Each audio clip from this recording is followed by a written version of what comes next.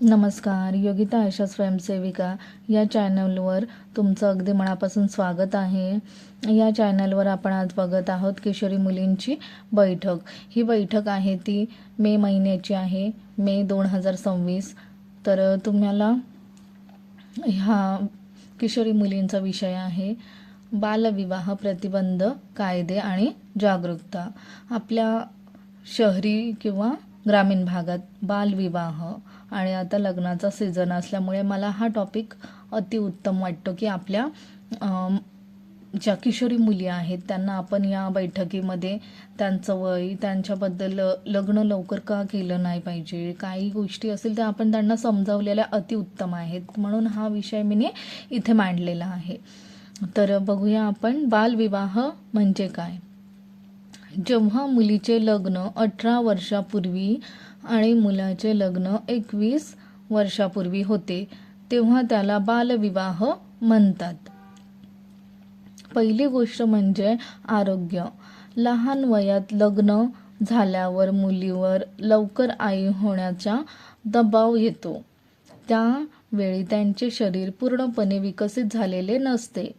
त्यामुळे आई आणि बाळ दोघांच्या जीवाला धोका निर्माण होतो. त्यामध्ये मुलीला ॲनेमिया, कमजोरी आणि गंभीर आजार होण्याची शक्यता वाढते. आणि ह्या गोष्टी आहेत या आपण त्या किशोरी मुलींना आपण चांगल्या प्रकारे आणखी त्याच्यामध्ये भर टाकून सांगू शकतो. मी इथे साध्या 2 ओळी लिहिलेल्या आहेत, पण तुम्ही त्यांना आरोग्याबद्दल चांगली माहिती देऊ शकता. आणि दुसरं म्हणजे शिक्षण. बालविवाहामुळे मुलींचे शिक्षण अर्धवट थांबते. तिची स्वप्ने, करिअर आणि भविष्य यावर मोठा परिणाम होतो. जर मुलीला योग्य शिक्षण मिळाले तर ती स्वतःच्या पायावर उभी राहू शकते. आज हा मेन मुद्दा आहे का एका मुलीने तिच्या पायावर उभं राहणं म्हणजे काहीतरी 2 पैसे कमावणे. आपण त्यांना साध्या सोप्या भाषेत समजावू शकतो की आज मुलीने नवऱ्याच्या भरोशावर न राहता आपल्या स्वतःच्या कमाईने आपण जगू शकतो. आणि आपण म्हणजे लग्न लवकर करणं किंवा शिक्षण अर्धवट ठेवणं या गोष्टी आपल्याला महत्त्वाच्या नाहीत. आपल्याला शिक्षण पूर्ण करणे, 12वी शिक्षण केल्यानंतर आपल्याला खूप काही करिअर्समध्ये संधी आहे जे आपण 2 पैसेसुद्धा कमावू शकतो. आणि लग्न आपण 20 वर्षाचे झाले त्यानंतर केलं तरी अतिउत्तम आहे. या गोष्टी आपण त्या मुलींना एकदम चांगल्या भाषेत समजावल्या तर त्या मुलीसुद्धा त्या गोष्टी मनावर घेतात आणि त्याबद्दल विचार करतात. लहान वयात जबाबदाऱ्या येतात, त्यामुळे तणाव, भीती, नैराश्य निर्माण होऊ शकते. त्यामुळे मानसिक आरोग्यावरही वाईट परिणाम होतो. बरोबर, लहान वयात लग्न केल्यानंतर त्यांना मानसिक तणाव, नैराश्य, खूप वाईट परिस्थिती असते. आज आपल्या भारतामध्ये खूप वाईट कृत्य घडत आहेत. त्यामुळे आपण ह्या गोष्टी त्यांना चांगल्या भाषेत समजावलेला तर त्या अशा शिक्षण किंवा लग्न जे काय आहे ते त्यांच्या मनाने चांगला निर्णय घेऊ शकतात. आपण त्यांना सांगू शकतो. आणि या गोष्टीसाठी कायदे पण आहेत. 18 वर्षाखालील मुलीचे लग्न करणे गुन्हा आहे. 18 वर्षाचे आहे त्या पूर्ण झाल्यानंतर लग्न करणे. कितीही कोणी काय बोलले तर तुम्ही याबद्दल काय करू शकता. 21 वर्षाखालील मुलाचे लग्न करणे गुन्हा आहे. म्हणजे मुलाचं वय 21 वर्ष त्याच्या पुढचं असलं पाहिजे, म्हणजे 22-23 त्यानंतरच लग्न करायचं आहे. आणि 18 वर्ष म्हणजे मुलीचं लग्न आहे ते 14-13 ह्या वयात लग्न करायचं नाही आहे. त्याच्या पुढे 19-20 वर्ष झाल्यानंतरच लग्न करायचं आहे. जर तुमच्यावर कोणी जबाबदारी म्हणजे आईवडील असं करत असतील बळजबरीने तर तुम्ही कोणाकडे जाऊ शकता, कोणाची मदत घेऊ शकता. या गोष्टी आपण त्यांना सांगू शकतो की तुम्ही पोलिसांपर्यंतसुद्धा जाऊ शकता किंवा माझ्यापर्यंतसुद्धा येऊ शकता, मी तुम्हाला मदत करेन, असं आपण त्यांना सांगू शकतो.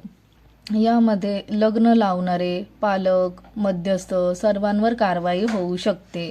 जर तुम्ही तुमचा निर्णय लवकर लग्न करण्याचं हे असेल म्हटल्याचं कोणी जबाबदारी आईवडील ढकलत असतील तर त्यामध्ये जेवढे लोक सामील आहेत त्यांना सुद्धा पोलीस त्यांच्यावर कारवाई करू शकतो. ह्याही गोष्टी आपण त्यांना समजावून सांगायच्या आहेत. लग्न हा आयुष्यातला मोठा निर्णय आहे. तो योग्य वयातच घ्यावा. 18 वर्षापूर्वी लग्न नाही, शिक्षण आणि स्वप्नांना होकार द्यावा. हे आपलं आजचं म्हटल्यास एक ही लाईन आहे ती खूप महत्त्वाची आहे. म्हणजे 18 वर्षापूर्वीच लग्न म्हटलं असतं आपल्याला करिअर, आपलं आयुष्य सगळं म्हटलं असतं पूर्ण बरबाद होतं. त्याच्यामुळे आपण त्यांना सांगू शकतो की तुमचं आहे 20 वर्ष किंवा तुम्ही 22 वर्षानंतर जरी म्हणजे लग्न केलं तरी चालेल, पण पहिलं शिक्षण आणि तुमचे जे स्वप्न आहेत ते तुम्ही साध्य करायचे आहेत, त्यावर तुम्ही लक्ष द्यायचं आहे.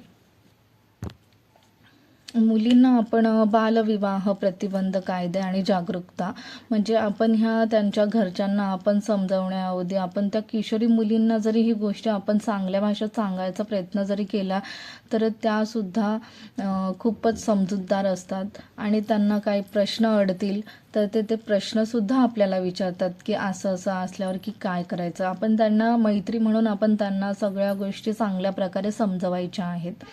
आणि हा छोटासा टॉपिक होता. ह्याच्यावर तुम्ही अजून काही चांगल्या प्रकारे बोलू शकता, चांगल्या प्रकारे त्यांना समजावू शकता. आणि हा टॉपिक तुम्हाला आवडला असेल तर नक्की माझ्या चॅनलला लाईक करा, शेअर करा आणि सबस्क्राईब करा. आणि कमेंटमध्ये मला सांगा की हा टॉपिक कसा होता आणि मी यामध्ये मांडलेले मुद्दे तुम्हाला आवडलेत का. तर किशोरी बैठक, माता बैठक आणि आपलं VHNCची बैठक ह्या ज्या आहेत ते मी दर महिन्याला बैठकी पाठवत असते. तर तुम्ही माझ्या चॅनलला सबस्क्राईब करा, शेजारी बेल आयकॉन आहे त्यावर क्लिक करा. थँक्यू.